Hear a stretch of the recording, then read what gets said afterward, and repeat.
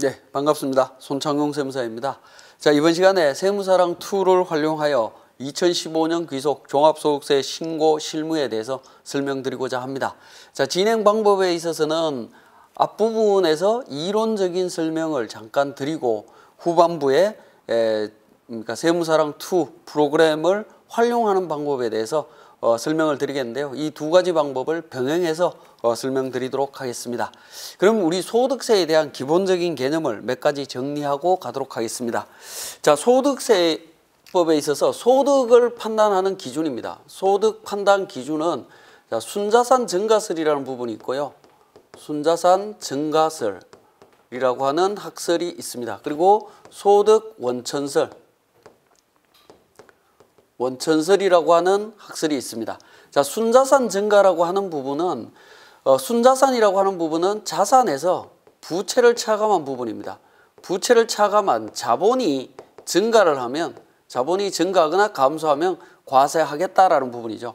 자, 이 부분은 이제 소득에 대한 제한이 없습니다. 제한 없이 포괄적으로 과세를 하고 있습니다. 포괄 과세의 방법이고요. 지금 현재 법인세법의 입장이 되겠습니다. 법인세법의 입장에서 진행이 되고 있고요. 자, 소득 원천설이라고 하는 부분은 소득의 종류별로 구분해서 과세를 한다라는 겁니다. 구분 과세를 하고 있고요. 과세를 하고 있습니다. 그래서 소득의 종류를 열거를 해놓고 있습니다. 열거가 되어 있습니다. 어떤 소득에 대해서 과세를 할 건지에 대한 부분이 열거가 되어 있습니다. 이 부분에 대해서는 현행 소득세법의 입장이 되겠습니다. 소득세법의 입장인데, 자, 이렇게 이제 소득의 종류별로 구분되어 있고 열거가 되어 있기 때문에 비열거된 부분, 열거 소득은 과세가 안 된다라는 거죠. 과세 제외가 되겠습니다.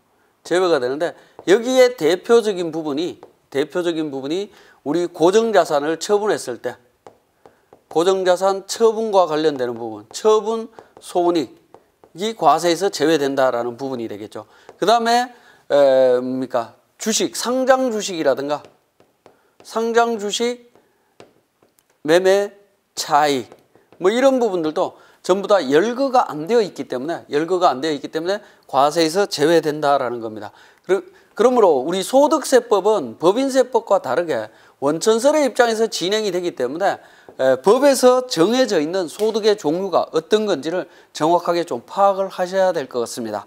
자, 그리고 법인에 없는 우리 소득공제제도, 세액공제제도가 있습니다. 인적공제라고 이야기하는 부분인데요. 뒷부분에서 자세히 설명드리겠지만 기본공제, 추가공제, 그 다음 뭐 특별 공제, 과거에 특별공제 했던 부분이 이제 특별세액공제 뭐 이런 쪽에 대한 내용들이 법인과 달리 좀 구성이 되어 있고요. 자, 그 다음에 철저하게 개인 단위로 과세가 되고 있다라는 점, 그 부분을 기억을 해 주셔야 될 것 같습니다. 그래서 뒷부분에서 우리 세무사랑2를 통해서 세무조정을 통해서 진행이 될 때 보면 소득 원천설이기 때문에 과세에서 제외되고 바로 세무조정해야 되고 하는 상황들이 나올 수 있습니다. 그 부분 때문에 잠깐 설명을 드렸습니다. 그러면 우리 교재의 제1장 결산 및 세무조정의 기본사항이라고 하는 파트부터 살펴보겠습니다. 첫 번째, 업종별 그룹 구분 판정 기준이라고 해서 업종별 그룹의 업종은 한국표준산업 분류에 의한다라고 하면서 1번 그룹, 2번 그룹, 3번 그룹으로 이렇게 업종을 구분을 하고 있습니다. 자, 우리가 법인세법과 소득세법의 내용을 살펴보면 법인세법에서는 기장을 하는 데 있어서 회사를 관리하는 데 있어서 업종에 대한 제한은 없습니다. 모든 업종을 전부 다 통합해서 법인에서 과세를 하는데 우리 소득세법에서는 이렇게 이제 업종별로 구분을 하고 있다라는 게 조금 색다릅니다. 그래서 소득세법이 조금 어렵다라고 느껴지기도 합니다. 자, 1번 그룹, 2번 그룹, 3번 그룹에서 1번 그룹에는 도소매업종, 부동산 매매업, 도소매업종에는 상품 중개업이 제외되도록 되어 있습니다. 자, 2번 그룹에는 제조업, 숙박, 음식점, 그 다음에 건설업이라든가 상품 중개업이 2번 그룹에 들어 있습니다. 3번 그룹에는 부동산 임대업, 부동산 관련 서비스업, 그 다음에 부동산 임대업을 제외한 기타 임대업, 그다음에 서비스업, 교육 서비스업이라든가 이런 내용들이 3번 그룹으로 이렇게 구분되어 있습니다. 이렇게 구분하는 이유는 우리 소득세법에서는 기장 의무를 판정함에 있어서 이 그룹별로 판정을 하고 있습니다. 판정을 하고 있기 때문에 이 그룹을 정확하게 구분을 해 주셔야 될 것 같습니다.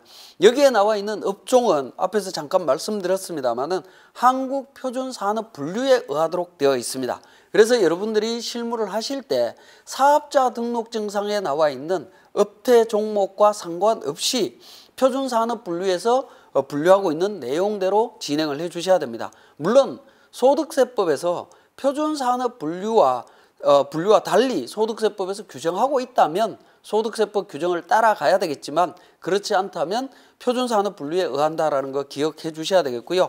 자, 우리 교재에 보면 부동산 매매업에 대해서 정리를 했습니다. 부동산 매매업은 표준산업분류에 따른 비주거용 건물 건설업과 부동산 개발 및 공급업을 말한다라고 이야기를 하고 있고요. 표준산업 분류에 따른 주거용 건물 개발 공급업은 제외하도록 되어 있습니다. 부동산 매매업에서 제외하도록 되어 있는데 우리 교재에 요약을 해놨습니다. 그 부분을 부동산 매매업은 건설업과 부동산 개발 공급업으로 되어 있고 건설업은 이제 비주거용 건물 건설업 또 부동산 매매업에 포함이 되도록 되어 있습니다. 근데 적용 범위를 보면 건물을 자영 건설해서 판매하는 경우에만 부동산 매매업으로 포함되도록 되어 있습니다. 그리고 부동산 개발 공급업 중에 주거용 건물 및 개발 공급업은 구입한 주거용 건물을 재판매하는 경우에만 부동산 매매업으로 보는 거고요. 주택을 신축해서 판매하는 경우에는 2번 그룹에 있는 건설업에 포함되도록 소득세법에서 달리 규정하고 있다라는 겁니다. 자, 그러면 2번 그룹에 있는 건설업 범위를 한번 보면 건설업은 종합건설업, 전문직별 공사업, 부동산 개발 및 공급업으로 이렇게 구분할 수가 있고요. 적용 범위를 보면 종합건설업에서는 건물 건설업이라고 해서 비주거용 건물을 자연 건설해서 판매하는 경우를 제외한 모든 건물 건설업을 건설업으로 분류를 하고 있습니다. 비주거용 건설에 대해서는 부동산 매매업으로 분류한다라는 거죠. 그다음 나머지는 전부 다 건설업으로 분류가 되고요. 부동산 개발 및 공급업 쪽에서는 주거용 건물 및 개발 공급업 중에서 주거용 건물을 재판매하는 목적으로 하는 경우를 제외한 모든 주거용 건물 및 개발 공급업은 건설업으로 분류하고 있습니다. 그래서 우리 일반적으로 주택 신축 판매업은 건설업이다라고 보시면 되겠습니다. 부동산 개발 및 공급업 중에 비주거용 건물 개발 공급업이나 기타 부동산 개발 공급업은 모두 제외하도록 되어 있습니다.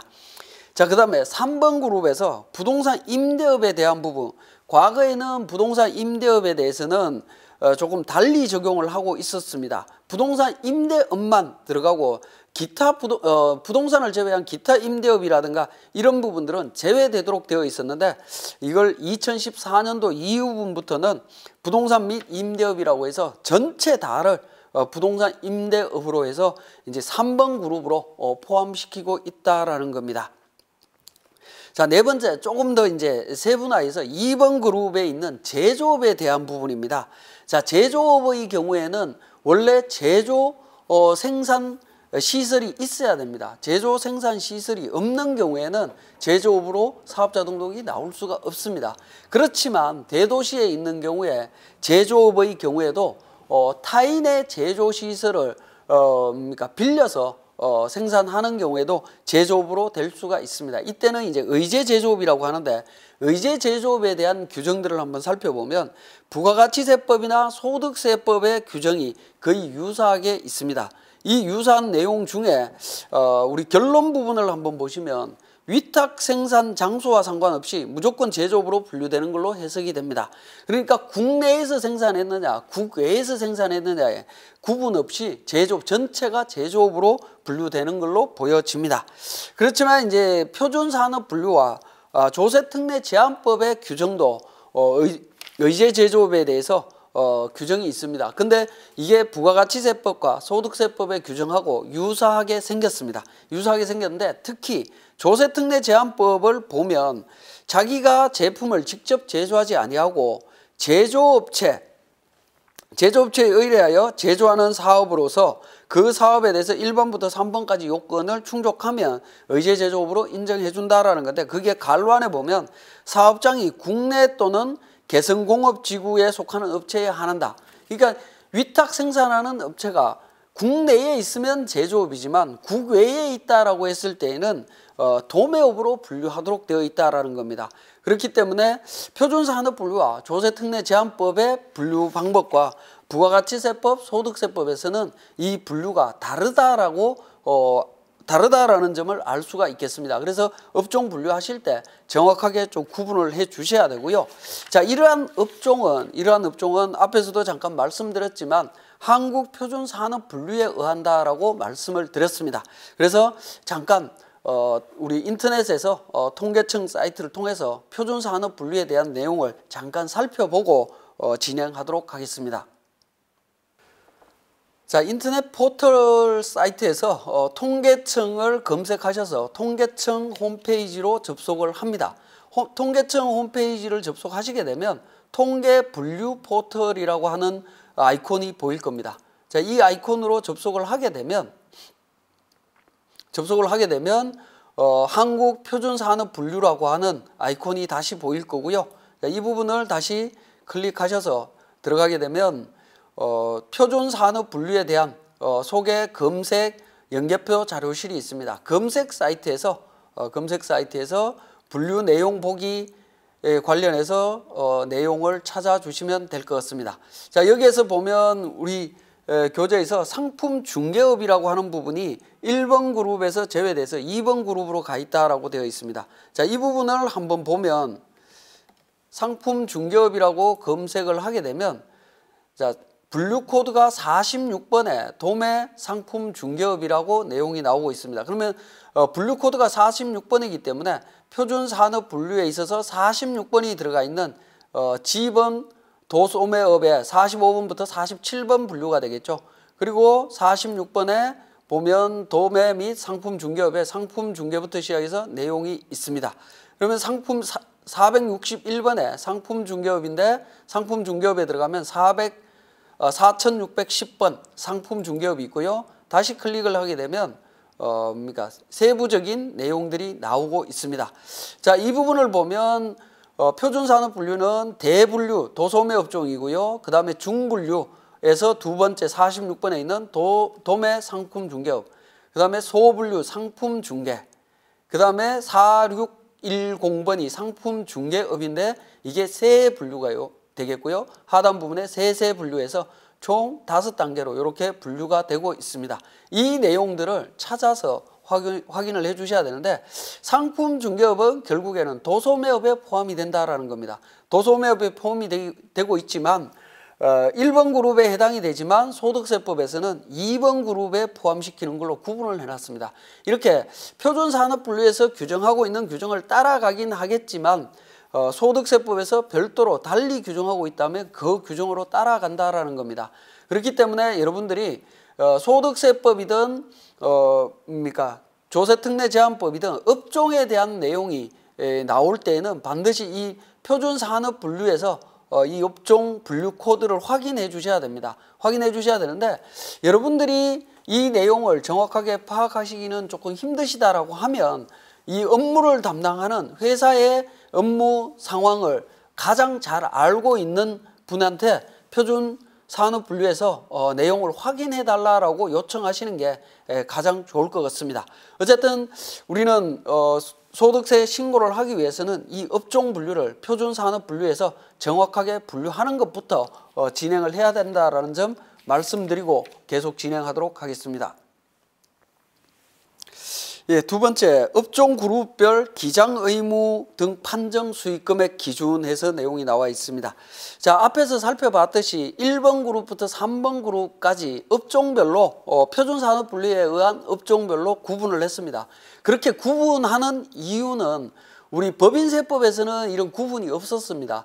없고 법인의 기장 의무는 무조건 복식부기 의무로 규정이 되어 있기 때문에 업종 구분이 없었습니다만은 개인 소득세 쪽에서는 개인의 종합소득세 신고에 있어서는 업종 그룹별로 기장 의무라든가 여러 가지 내용들을 별도로 구분을 하고 있습니다. 구분을 하고 있어서 그 업종의 그룹을 정확하게 파악을 해야 된다라고 말씀을 드렸고요. 자, 기장 의무는 간편장부 대상자냐 복식부기 의무자냐 하는 부분이고요. 그 다음에 복식부기 의무자인 경우에는 사업용 계좌를 개설해야 되는 의무가 있습니다. 그리고 우리 종합소득세 신고할 때 외부 조정을 할 거냐 자기 조정을 할 거냐 하는 문제와 성실신고 확인 대상자에 해당이 되느냐 하는 문제를 구분할 수가 있는데요. 자, 간편장부 기장 의무 판정과 사업용 계좌 외부 조정 여부에 대한 부분은 직전 과세 기간의 수익 금액을 기준으로 해서 1번 그룹, 2번 그룹, 3번 그룹으로 이렇게 구분해 놓고 있고요. 성실신고 확인 대상자 여부에서는 해당 과세 기간의 수익 금액 기준으로 판단하도록 되어 있습니다.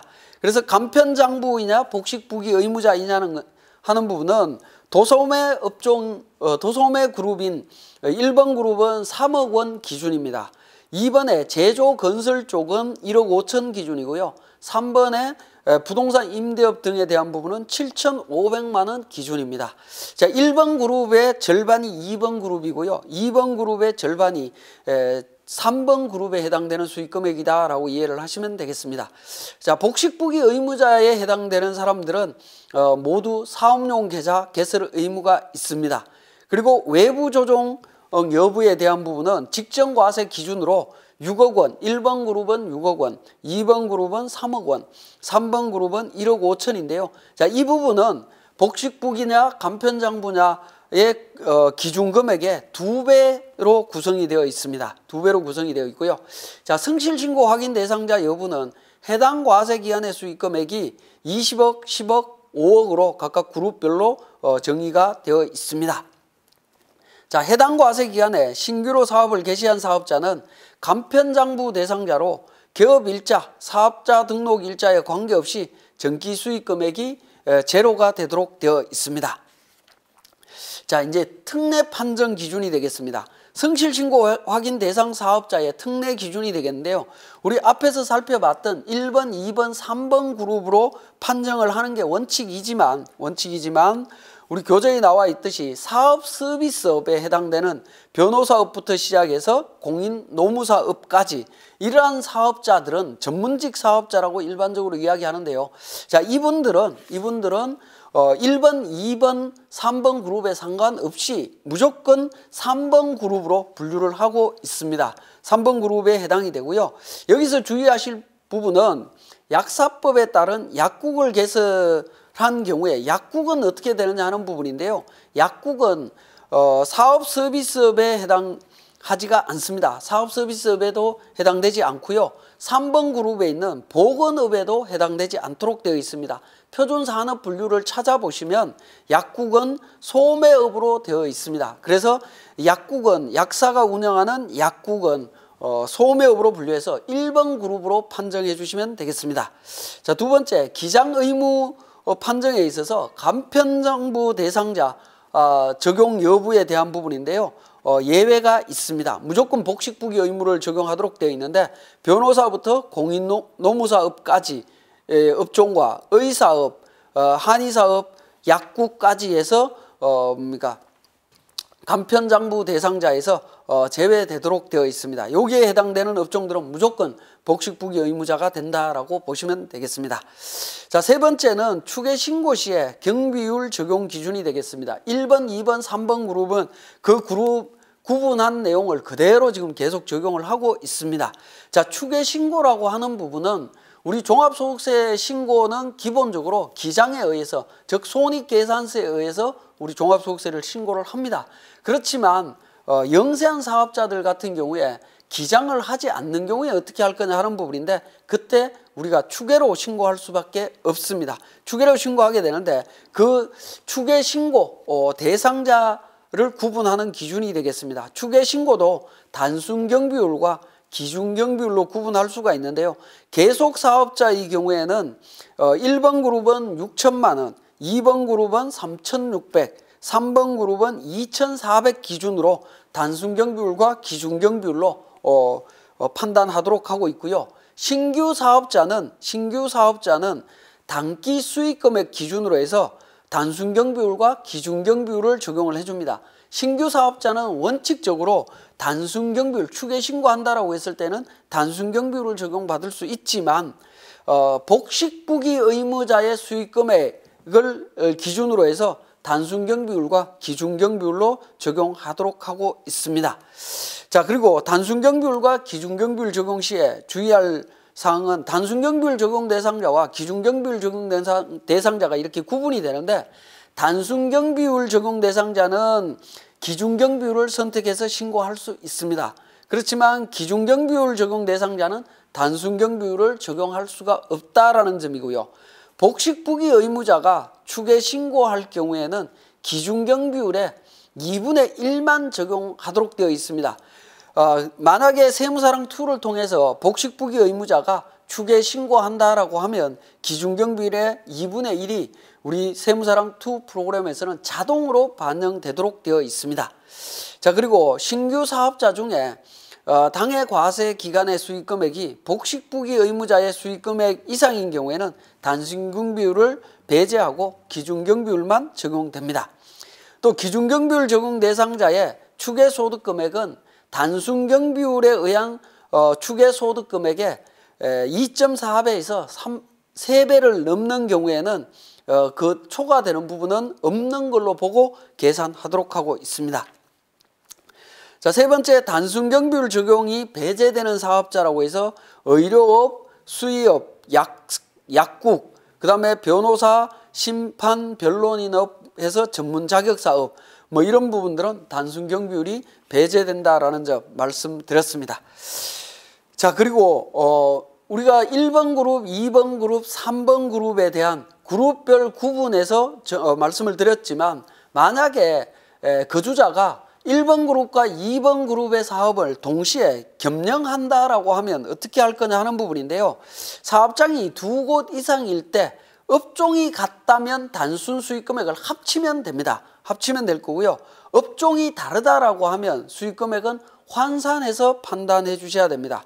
주업종의 수익금액 플러스 주업종 외의 업종 수익금액 곱하기 기준 수익금액 비율로 판정해 주시면 됩니다. 이때 주업종은 수익금액이 가장 큰 업종을 의미합니다. 그래서 업종이 다른 업종을 겸용하는 경우에는 반드시 환산 수익금액을 기준으로 주업종이 해당되는 그룹의 수익금액과 비교해 주시면 될 것 같습니다. 자, 기타 사항이라고 하는 부분을 잠깐 정리하겠습니다. 기타 사항은 수익금액이라고 할 때는 총 수익금액에 산입되는 간주 임대료, 신용카드세 공제, 판매 장려금, 뭐 이런 부분들을 전부 다 포함한 금액으로 판단해 주셔야 됩니다. 손익계산서에 있는 우리 매출액만 갖고 판단하는 게 아니다라는 점 기억해 주시고요. 자, 그 다음에 수익금액은 당해연도에 개업을 했거나 폐업을 한 경우에는 1년 과세기간 1년에 부족하다라는 거죠. 이렇게 부족한 경우에도 연환산할 거냐 하는 부분인데 절대 연환산하지 않습니다. 그대로 적용합니다. 자, 성실신고 확인에 직접 사용한 비용은 2015년 귀속소득세 신고 때 60%의 세액공제를 받을 수 있다는 점도 기억해 주시고요. 성실신고 확인 관련 비용은 전액 필요경비로 인정받을 수가 있습니다. 자, 세 번째, 공동사업장 판정 기준이 되겠습니다. 우리가 종합소득세 신고하는 데 있어서 종합소득세 신고가 이제 그러니까 어렵다라고, 법인보다 좀 어렵다라고 생각되는 부분이 이 공동사업장에 대한 부분이 아닌가 하는 생각이 듭니다. 자, 법인에서는 없는 개념인데 법인은 법인사업장 전체를 기준으로 해서 본점이든 지점이든 전부 다 합쳐서 그냥 진행을 합니다. 진행을 하지만 개인사업장은 거주자별로 모든 걸 전부 다 구분해서 판정을 하고 있는데, 이때 공동사업장이 있을 때 어떻게 판정할 거냐 하는 부분인데요. 이 공동사업장은 기장 의무나 접대비 한도, 추계 기준, 성실 신고 확인 판정 모두 규정이 동일하다라는 겁니다. 동일하기 때문에 한번 정리만 제대로 되시면 이 부분은 뭐 쉽게 적용하실 수가 있습니다. 자, 이 부분을 잠깐 한번 보면, 자, 예를 들어서 홍길동이가 A라는 사업장과 B라는 사업장이 있는데, B라는 사업장은 홍길동이와 김철수가 공동으로 합니다. 자, 50%로 이렇게 공동으로 한다라고 하면, 자, 이 부분에 있어서 공동사업장이 있다라고 했을 땐 각각 판정한다라는 거죠. 각각 판정합니다. 자, 이 말은 뭐냐면 A는 A대로, B는 B대로 판정을 합니다. 그러면 A는 예를 들어서 복식부기 의무자가 될 수도 있고요. B는 간편장부 대상자가 될 수도 있다라는 겁니다. A는 기준경비율 대상자일 수 있고요. B는 단순경비율 이렇게 달라질 수도 있다라는 겁니다. 달라질 수도 있기 때문에, 자, 기본 원칙은 개별 단독사업장과 공동사업장은 각각 판정한다. 각각 판정한다라는 거 주의해 주시고요. 주의해 주시고, 그 다음에 공동사업장이 또 있다. C사업장이 있다라고 했을 때, 예를 들어서 홍길동이와 김철수가 있습니다. 김철수가 C사업장이 있는데 지분이 예를 들어서 홍길동이 60%, 김철수 40%다 라고 하면 어떻게 할 거냐 하는 부분입니다. 라고 했을 때 공동사업장의 구성원이 동일한 경우에는 합쳐서 합니다. 합쳐서 판단한다라는 거죠. 판단합니다. 자, B와 C를 합쳐서, 구성원이 동일한 경우에는 합쳐서 판단을 합니다. 판단을 하지만 만약에 C가 구성원이 다르다. C에 예를 들어서 임꺽정이 있다. 임꺽정이 예를 들어서 20%의 지분을 가지고 있다 라고 하면 어떻게 될 거냐 하는 겁니다. 이렇게 구성원이 다를 때에는, 공동사업자 간에 구성원이 다를 때는 마찬가지로 이 부분도 각각 판단합니다. 각각 판단한다라는 겁니다. 자, 이 부분만 좀 주의를 해주시면 될 것 같습니다. 자, 다른 부분들은 어려운 게 없습니다. 다시 한번 말씀을 드리면, 단독사업장과 공동사업장이 있을 때는 단독과 공동은 개별적으로 따로따로 판정한다라는 부분이고요. 따로따로 판정한다. 근데 공동사업장이 여러 개 있다라고 했을 때, 공동사업장은 구성원이 같으면 합쳐서 판단하고요. 구성원이 다르다라고 하면 각각 판정을 합니다. 자, 구성원이 다르다라고 하면 A, B, C 사업장이 있을 때 A는 A대로, B는 B대로, C는 C대로 각각 기장 의무부터 여러 가지를 다 판정해 주시면 되겠습니다. 자, 그리고 네 번째, 상속이 발생한 경우에 과세 문제에 대한 부분입니다. 자, 상속이 발생하게 되면 법인과 달리 개인의 대표자가 변경이 되게 되죠. 변경이 되게 되지만 부가가치세법에서는 상속의 경우에는 사업자 등록 정정이 됩니다. 대표자만 바뀌고 사업자 등록 번호는 그대로 유지가 된다라는 거죠. 그렇기 때문에 우리 종합소득세 신고할 때 5월달에 그 사업장별 수익 금액을 국세청에서 안내문이 나올 겁니다. 그때 안내문이 나올 때 보면 1년치 총 합계 금액으로 그 내용이 구성이 되어 있습니다. 구성이 되어 있는데 그 부분은 반드시 피상속인의 귀속분과 상속인 귀속분을 구분하셔 갖고 소득세 신고를 해 주셔야 된다는 점 기억해 주시면 되겠고요. 특히 2015년도에 연도 중에 상속이 일어난 경우에는 종합소득세 신고를 미리 확정 신고를 하셔야 되는데 사망한 달의 말일부터 6개월이 되는 날까지 종합소득세를 신고해 주셔야 됩니다. 만약에 신고를 못했다라고 하면 이때 무신고 가산세 문제가 발생할 수 있기 때문에 사망한 경우에는 6개월 안에 종합소득세 신고해야 된다는 점 반드시 기억해 주시고요. 상속인의 경우에 기장 의무 판정 어떻게 되느냐, 상속인이 그 이전의 사업을 계속하고 있었다라고 하면 기존의 기장 의무 등에 따라서 그대로 진행하시면 됩니다. 근데 상속 이전에 사업이 없었다. 사업소득이 없이 상속으로 인해서 물려받은 내용만 있다라고 했을 때는 신규 사업자로 봅니다. 그리고 간편장부 대상자이고요. 단순 경비율 적용도 받을 수 있습니다. 소규모 사업자로서 추계 시에 무기장 가산세가 적용되지 않습니다. 복식부기 의무자, 복식부기에 의해서 기장을 했을 때는 세액공제도 적용받을 수 있다는 점 기억을 해주시면 되겠습니다. 자, 지금까지 기본적인 개념에 대해서 간략하게 설명드렸습니다.